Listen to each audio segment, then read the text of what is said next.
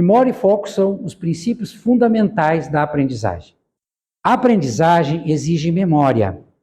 E a nossa mente, ela funciona como se fosse um paraquedas, fazendo uma analogia. Só funciona quando a gente está aberta. Se nós nos fecharmos ao aprendizado que eu já sei, eu já sou professor, já sou com doutorado, para que eu vou ter que aprender isso?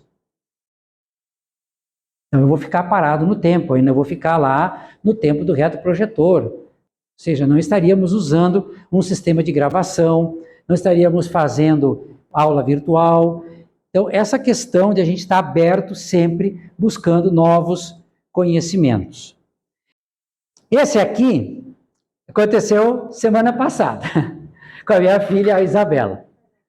Eu estava com ela, sentando, estudando, e ela, pai, eu vou ter uma prova de ciências. E nós vamos ter que ir sobre essas camadas da atmosfera. Isabela, vamos achar primeiro uma questão mnemônica. A primeira é troposfera. Que palavra, que coisa a gente pode ter para trazer troposfera? E aí ela, na infância, na idade lá de 12 anos, ela diz assim, um troll. Troll, troposfera. Aí, então agora vamos montar uma historinha.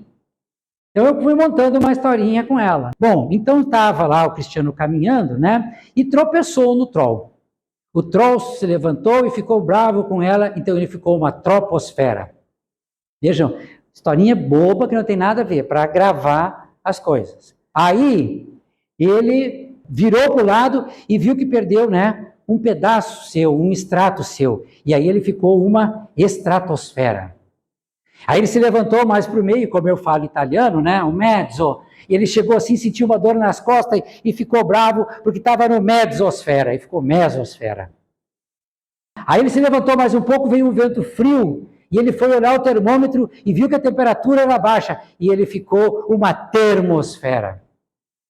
E depois, na sequência, então, ele lembrou que o S vem antes do X. E aí ele pensou, então é a exosfera. Historinha, conte uma história. Vai colocando as palavras. Passado, depois eu conversei com ela. Pai, só não caiu nada daquilo na prova. Mas ela sabia contar a história.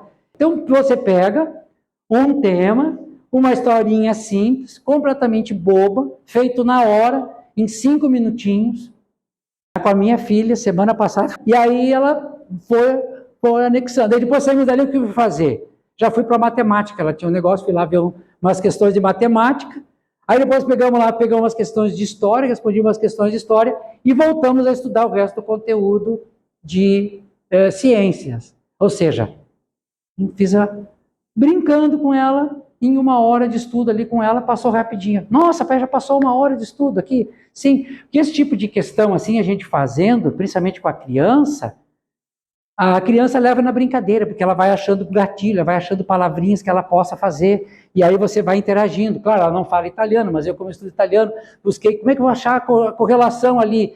E coisinhas simples, coisas que às vezes para a gente não tem, às vezes, muita conexão.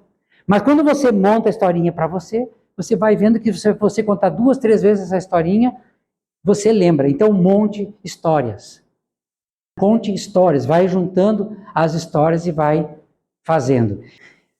Outra questão é o seu local de estudo. Preparo antecipado. Primeiro é o ambiente interno. Primeiro é o nosso ambiente. O sono. Evite o uso de telas antes de dormir. Tem um neurocirurgião brasileiro, em que ele fala que, lembra que a gente falava antigamente, vou botar o caderno embaixo do colchão para ver se a gente aprende? Vocês já ouviram falar disso? Nunca viram quando criança, já teve isso, vou botar o caderno embaixo da cama para ver se eu aprendo. Os estudos da neurociência demonstrou que os últimos 20 minutos são os primeiros momentos em que a mente vai começar a fazer a sua revisão para dormir. Então, se em 20 minutos antes, em vez de eu olhar a tela e olhar uma bobagem, olhar um assunto ruim, eu vou pegar lá e desligo a tela e vou dar uma olhada no conteúdo que eu estudei durante o dia, vai ser o primeiro momento que ele vai fazer a memória. Então, ele vai desligar, ele vai fazer a reorganização, o sono faz a reorganização do aprendizado, para o cérebro reorganizar as milhares de informações que ele recebe no dia, e a primeira que ele vai fazer é essa. Então, é sempre interessante a gente fazer isso. Por que às vezes é interessante também fazer a agenda antes de dormir? Pegar, pensar o que aconteceu no dia. Ah, hoje de manhã eu fiz isso, e vai fazendo a agenda, vai fazendo diário. Ah, por que faz à noite? Porque você remembra todas as questões do dia. Isso faz, né, aspecto de codificação. O descanso, precisamos parar, descansar. Bebida e comida. Se eu bebi a bebida alcoólica, comi, fui dormir, eu não vou ter um sono condizente. Então, primeiramente, se eu quero ter um bom desempenho nos estudos, eu tenho que controlar a minha bebida e a comida, certo? Antes de eu ir dormir. Depois nós temos que olhar o ambiente externo. Ter ambiente sem dispersão, livre de distrações. Quanto menos coisa nós tivermos em volta da mesa, melhor. Ou a menos que você tenha uma capacidade de concentração muito grande, que você consegue abstrair o que está em volta, né? Mas se você não tem qualquer coisinha, você virou para o lado, olhou a foto lá do filho, olhou a foto do namorado, olhou a foto do artista preferido, aí já fica olhando ali, já perde aquele tempinho, ai que bonitinho, dá um beijinho para ele. Né? Aí depois você volta, onde é que eu estava mesmo estudando? Iluminação, cansaço visual, preferência ter a luz focado no papel, na escrita. Se eu estou usando o computador, se eu estou usando um leitor digital, não deixar a iluminação completamente escura. Tenha uma quebra, que você está naquela tela luminosa e depois aqui o fundo completamente escuro. Né? Essa diferença visual, né, faz com que tenha um cansaço visual. E esse cansaço visual, a gente vai cansando e vai dando, nossa, como eu estou cansado, como estudar cansa. Não é como estudar cansa, é o ambiente externo que nós estamos ali que proporciona o cansaço. Porque se a gente ficar horas olhando televisão no escuro, a gente também cansa. E também o ruído externo. Como nós estamos no mundo aqui, nós estamos vendo esse ar-condicionado, esse barulho, nós temos que aprender a conviver com ele. Não temos, ou nós ficamos aqui no calor, ou nós vamos usar o ar-condicionado com esse barulhinho de vento. Então, nós temos que aprender a desligar de determinados ruídos ambientais. Também exercício de concentração. Vou pegar uma folha de papel, tá? Pega uma folha de papel, um lápis eu trouxe aqui, ó, quiser pegar, faz um círculo e um ponto central. Ok? Faz um círculo grande, assim, que pegue toda a área da folha. Como está aqui, ó, quase toda a área da folha, ó, de borda a borda quase da folha. Ó. Agora levanta com a postura reta aqui assim, essa folha na frente. Aqui assim, ó, mantenha uma distância. Olha fixamente para o ponto e se mantém concentrado neste ponto. Se você tiver um índice de concentração tal, você vai verificar que com o tempo, nós pegarmos e ficarmos olhando aqui assim, ó, a um ponto, a gente vai observar que parece que devagarinho vai sumindo a borda. A gente vai vendo que a borda parece que vai subindo, vai sumindo, vai sumindo, vai sumindo. Viu? Conseguiu? Então aí é um ponto onde você perde a distração.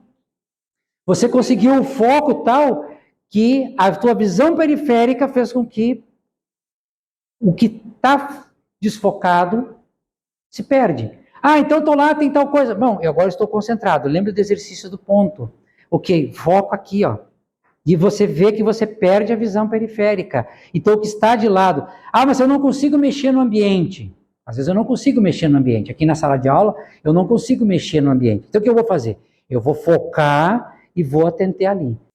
Perguntas direcionam o foco e contribuem para a vida. Fazer questionamento durante a pergunta, fazer autoquestionamentos durante a aula, fazer autoquestionamento enquanto nós estamos assistindo um vídeo. Estou lá assistindo vídeo no YouTube, eu vou fazer 3 perguntas básicas. Que perguntas são essas? Como eu posso usar isso? De que forma eu posso estar usando esse conhecimento? Depois, pergunta 2. Por que eu devo usar Isso. Por que eu tenho que usar este conhecimento? Certo? E a terceira pergunta, quando eu usarei isso? A princípio pode parecer uma visão utilitária do conhecimento, mas isso é simplesmente um exercício para nós estarmos buscando uma forma de nós estarmos ativamente relacionando aquele tema com o que nós estamos estudando. Nós podemos adotar outras perguntas? Claro que sim. Eu concordo com as ideias do autor. Em que pontos que eu acho interessante? Em que pontos que eu vejo visões diferentes da que ele está fazendo? E se eu não concordo com a ideia dele, por que eu não concordo? E se eu estou concordando, quais são os pontos semelhantes? Então vejam, né? Eu posso sair então de uma visão utilitarista, que alguns podem criticar esse modelo, né? Ah, não, eu estou sempre tem que ter uma utilidade. Não, simplesmente eu posso fazer com que nós tenhamos essas questões ativas na nossa cabeça. Por que eu estou aprendendo isso? Como é que eu vou utilizar? Para que serve? Dar um outro método, um método que é o método Foster. Certo? Então vamos lembrar como é que nós podemos estar fazendo um processo de aprendizagem. Primeiro deles, esquecer. Primeiro momento, vamos esquecer o que a gente sabe. O que significa esquecer o que a gente sabe? Significa nós não termos ideias pré-concebidas daquilo. Ah, eu já sei. Para que eu vou aprender isso? Eu já sei tudo sobre o tema. Então, vamos primeiramente esquecer. Deixar de lado o que não é importante. Então, muitas vezes a gente fica analisando um comentário gigantesco e esquece de perguntar qual é o fato. E esquecer as suas limitações. Ah, mas eu não sei nada sobre esse tema. Eu não sei nada sobre inteligência artificial. Vamos esquecer também as crenças limitantes. Depois vamos fazer a ação. Ação de fazer anotações. Depois nós vamos ver técnicas de como nós vamos fazer as anotações. Depois dessas anotações, a busca da memorização. Use o mínimo possível de marcação de textos. Vocês têm o hábito de marcar textos? Tem o hábito de marcar texto, passar? A marcação do texto é uma, para as pessoas com mais idade, depois de 20 anos, acima, é a forma mais utilizada pelos estudantes e com o menor resultado de aprendizagem, porque ela é uma prática passiva. Você simplesmente só tem um movimento linear da mão. E como você simplesmente marcou toda a frase, volta para a pergunta lá e depois nós vamos avançar num próximo módulo, qual é a pergunta-chave? Qual é a palavra-chave? Qual é o tema-chave daquele parágrafo?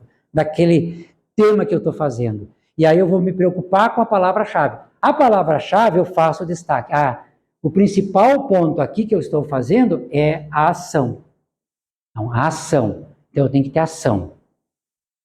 Depois eu posso fazer pequenas marcações de entendimento. Depois eu vou fazer uma declaração. Associar esse sentimento à situação. O que eu senti quando estava fazendo aquilo ali? Então, veja, se nós estamos no estudo tradicional, a gente está sempre só... A gente traz, o que isso aí foi legal para mim? Eu gostei, não gostei? Posso usar com os meus colegas?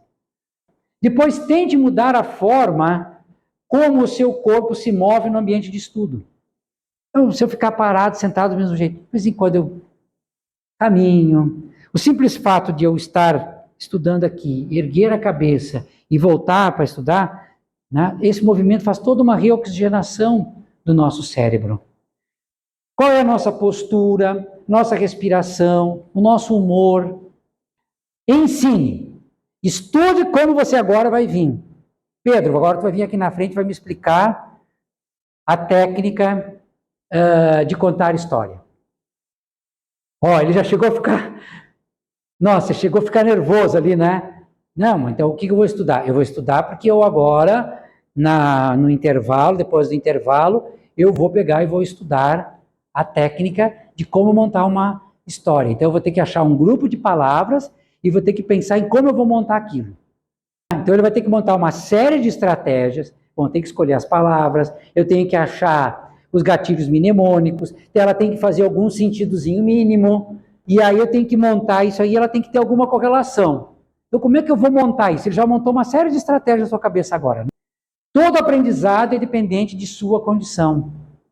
Ah, isso é só passar na prova. Eu vou lá, passo na prova e acabou. Incorpore, marque um horário, agende um tempo para o seu crescimento e desenvolvimento pessoal. Não fique somente nas coisas que você sabe. E revise. Lembrar ativamente do que aprender com repetição espaçada. E aí nós temos o feitiço do sistema de crenças. Nós nos colocamos limitações. Como é que nós, então, temos os pensamentos e esses nossos pensamentos nos limitam a aprender? Eu não vou conseguir fazer isso. Eu nunca aprendo isso. Eu só tomo bomba. Se você colocar isso na cabeça, você vai tomar bomba, você não consegue aprender, você não vai aprender. Então nós precisamos quebrar esse sistema de crenças. Né? É desafiador. O que a gente percebe na humanidade é toda vez que se quebra um recorde, depois à frente se quebra-se mais à frente. Corrida dos 100 metros. Foram muitos anos até quebrar a barreira dos 10 segundos. Depois que se quebrou os 10 segundos, houveram várias sequências de quebras abaixo dos 10 segundos. Primeira coisa que nós temos para nossas crenças. Dê um nome para a crença limitante. Qual é a crença que eu tenho? Eu não falo inglês. Olha, eu vou tentar falar inglês, mesmo que seja errado. Eu querer um Coca. Mas vou lá e vou tentar. Conheça os fatos. O que é o que nós estamos estudando? E o terceiro, crie uma nova crença. Qual é essa nova crença que eu tenho? Ah, é desafiador. Ah, é difícil. Bom, é difícil, é difícil. Não, esse tema aqui é um desafio. Primeira crença, troca os termos. Ah, é um desafio. Ah, eu estou me desafiando a vencer esse exercício difícil. Porque o aprendizado, esse é um outro ponto. Não é porque agora eu fui bem numa prova, não é porque agora eu tive um entendimento de curto prazo, que esse entendimento de longo prazo vai ser o mesmo. E quando a gente revisita e quando a gente enfrenta os desafios, aquele conteúdo passa a ter uma significação diferente. Ele se torna vai e volta, vai e volta, vai e volta. Nossa, mas como é que é isso mesmo? Esse módulo termina, então, com a gente ter essa mentalidade em assumir a responsabilidade pelo nosso aprendizado. Desafios existem. Técnicas diferentes, então, use a memorização. Então, a gente é responsável pelo nosso aprendizado.